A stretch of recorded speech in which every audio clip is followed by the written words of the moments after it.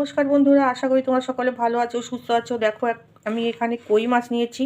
তা আজকে যে রান্নাটা করব খুবই পুরনো দিনের রান্না। নতুন জামাই এলে শাশুড়ি মা এই রান্নাগুলো করে জামাইকে আনন্দ দিত, আর জামাই এই রান্নাটাকে খুবই খুশি হতো। তাই এখানে 4 পিস আমি ওই কই মাছ নিয়েছি, একদম তাজা টাটকা মাছ। তা এই 4টে মাছ দিয়ে আমি 2 রকম রেসিপি করে তোমাদের দেখাবো। তা প্রথমে এখানে দেখো মশলা, দেখো এখানে মশলা নিয়েছি সামান্য, এখানে টমেটো, স্বাদ মতো শুকনো লঙ্কা, জিরে আর পেঁয়াজ, আর সামান্য একটুখানি আদা নিয়েছি।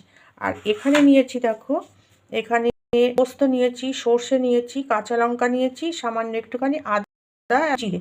এই হচ্ছে আমার মশলা। তার চলো যাই এবার রান্নাটা শুরু করি। দেখো বন্ধুরা, কড়াইতে সর্ষের তেল দিয়েছি, আর এই সর্ষের তেলে রান্নাটা করব। আর এখানে মাছে নুন হলুদ আর একটুখানি তেল মাখিয়ে নিয়েছি। তা তেলটা আমার গরম হয়ে গেছে, এবার এখানে মাছগুলো হালকা করে ভেজে নেব। তা দেখো বন্ধুরা, 2টো মাছ ভাজা হয়ে গেছে, আর এখানে আর 2টো মাছ ছিল, সেটাও ভেজে নিচ্ছি।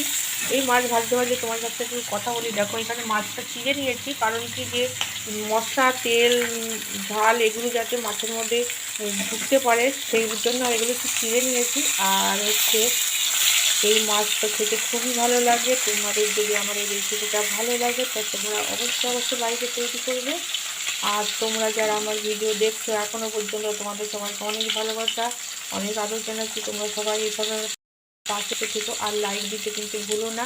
আমার রেসিপি যদি তোমাদের ভালো লাগে তোমরা তোমার আত্মীয় স্বজন বন্ধুবান্ধবের সাথে শেয়ার করো। আমার মাছ ভাজা হয়ে গেছে, আমি তুলে দিচ্ছি। তা দেখো বন্ধুরা, মাছ ভাজা হয়ে গেছে। মাছের যে তেল আছে এই তেলে একটুখানি গোটা জিরে ফোড়ন দিয়ে দিলাম। একদম সাদামাটা রান্না, কিন্তু খেতে এত ভালো লাগে, এত ভালো লাগবে কি বলবো। আমাদের বাড়িতে সকলে খুব পছন্দ করে। এবার এখানে মশলাটা দিয়ে দেবো। এবার দেখো মশলাটা দিয়ে দিচ্ছি। এই যে পাটায় বাটা মশলা, এটা আমি পাটায় বেটে নিয়েছি, কারণ এই রান্নাটা একটু বাটা মশলায় বেশি টেস্ট হয়। আর এখানে সামান্য একটুখানি জল দিয়ে দিলাম। দেবো এখানে হলুদ গুঁড়ো,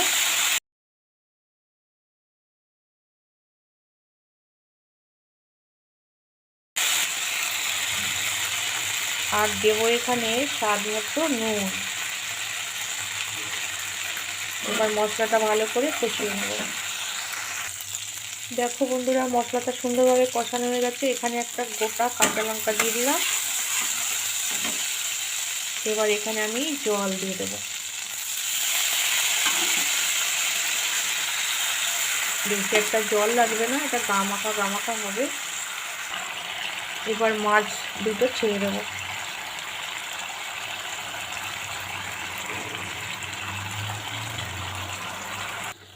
দেখো বন্ধুরা, রান্নাটা হয়ে গেছে। গ্যাসটা এবার আমি বন্ধ করে দিলাম। দেখো বন্ধুরা, একটা রান্না হয়ে গেছে, নামিয়ে নিয়েছি। এখানে আর একটা রান্না হবে।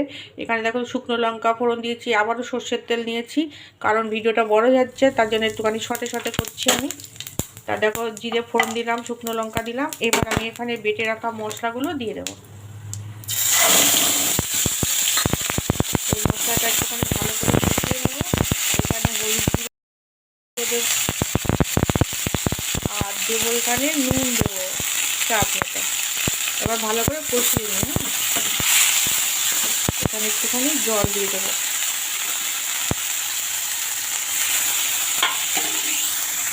তা দেখো বন্ধুরা, মশলাটা কষানো হয়ে গেছে। আর যে শুকনো লঙ্কাটা দিয়েছিলাম ওটা আমি তুলে রেখেছি, সাজানোর জন্য লাগবে। এবার আমি এখানে জল দিয়ে দেবো, শুধু মাছটা সেদ্ধ হওয়ার মতো, বেশি একটা পাতলা ঝোল হবে না, একটু গ্রেভিটা যাতে হয় সেরকম একটুখানি জল দিয়ে দিলাম। কালারটা কিন্তু সুন্দর হয়েছে।